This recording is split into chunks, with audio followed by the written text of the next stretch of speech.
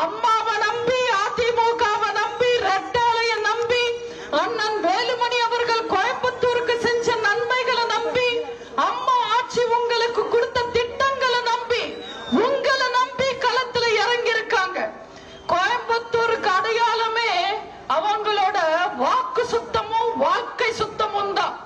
அப்படி ரெண்டு விஷயத்திலையும் தவறாம வாழ்றவர் என் தம்பி சிங்கை ராமச்சந்திரன் அவர்கள். ஆட்சியில இருக்கிற வரைக்கும் கூட இருந்து ஆதாயத்தை அனுபவிச்சுட்டு ஆட்சி மாறின உடனே கட்சி மாறி போன பச்சாந்தி கணபதி ராஜ்குமார் மாதிரி இல்ல என் தம்பி. என் தம்பி விசுவாசமான குடும்பத்துல பிறந்தவர். சிங்காநல்லூர் தொகுதிக்கு எம்எல்ஏவா இருந்த அண்ணன் கோவிந்தராஜ் அவர்களோட மகன், அம்மாவோட செல்ல பிள்ளை. அப்பா சீக்கிரமா ஆண்டவன் கிட்ட போனாலும், அப்பா கிட்ட அரசியல் கத்துக்க முடியலன்னாலும், மக்களால் நான் மக்களுக்காகவே நான் வாழ்ந்த அம்மா கிட்ட அரசியல் கத்துக்கிட்டவர். நெஞ்சம் உண்டு, நேர்மை உண்டு, ஓடு ராஜான்னு புரட்சி தலைவர் வழியில கட்சியை நடத்துற அண்ணன் எடப்பாடியார் கிட்ட அரசியல் கத்துக்கிட்டவர். உங்களை நம்பி தேர்தல்ல நிக்கிறாரு. கொங்கு மக்கள் கூறு போட வந்தவனுக்கே சோறு போடி அனுப்புற மக்கள். இந்த மக்கள் நிச்சயமா என் தம்பிய ஜெயிக்க வைப்பாங்க. இன்னைக்கு தேர்தல் களத்துல எத்தனையோ பேர் எத்தனையோ வேஷம் போட்டுக்கிட்டு வராங்க. வீரன் மாதிரி வசனம் எல்லாம் பேசுறாங்க. ஒருத்தர் வடிவேலு ஒரு படத்துல நானும் ரவுடி தான் நானும் ரவுடி தான் கத்துற மாதிரி நான் தான் தலைவன் நான் தான் தலைவன் ஒரு ஆட்டுக்குட்டி சத்தம் போட்டுக்கிட்டு சுத்திக்கிட்டு இருக்கு. திருவிழா முடிஞ்சதும் ஆடு பலி கொடுக்கிறது வழக்கம். அந்த ஆட்டை வளர்த்தவனே பலி கொடுப்பான்றதுதான் வரலாறு. அந்த ஆட்டுக்குட்டி இந்த தேர்தல் முடிச்ச உடனே கோயம்புத்தூர்ல மட்டன் பிரியாணி ஆக போறது நிச்சயம். தமிழ்நாடு பொறுத்த வரைக்கும் பிஜேபி தாமரை கிடையாது, ஒரு கருவேல மரம். அது வளர வளர நம்ம வெட்டிக்கிட்டே இருக்கணும். பிஜேபி எவ்வளவு ஆபத்தானதோ அதை விட ஆபத்தானவர் அண்ணாமலை.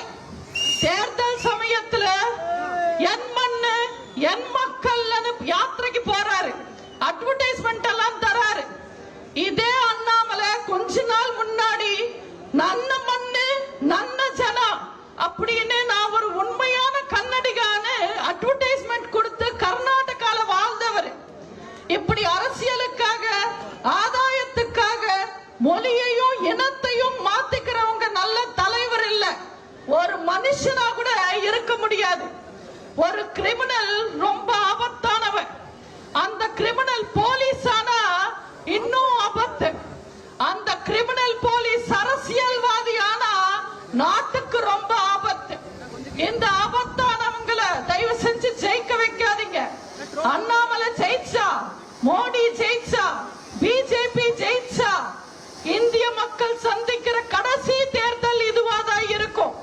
அண்ணாமலை கேட்கிறாரு, முடிஞ்ச அண்ணன் எடப்பாடியார ரோட் ஷோ நடத்த சொல்லுங்க, வித்தை காட்ட சொல்லுங்கன்னு. தம்பிக்கு ஒரு விஷயம் புரியல.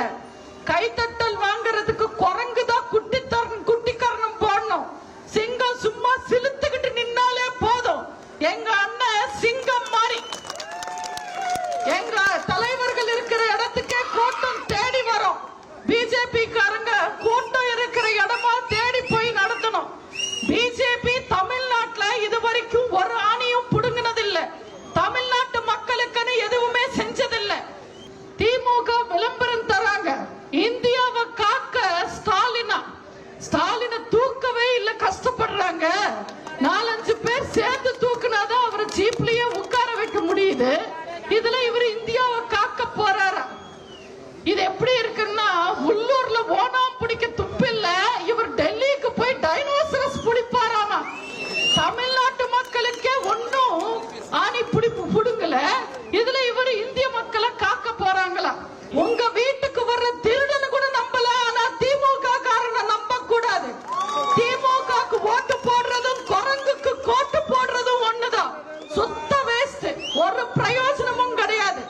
திருட்டு திமுகவையும் நம்ப கூடாது, வேஷம்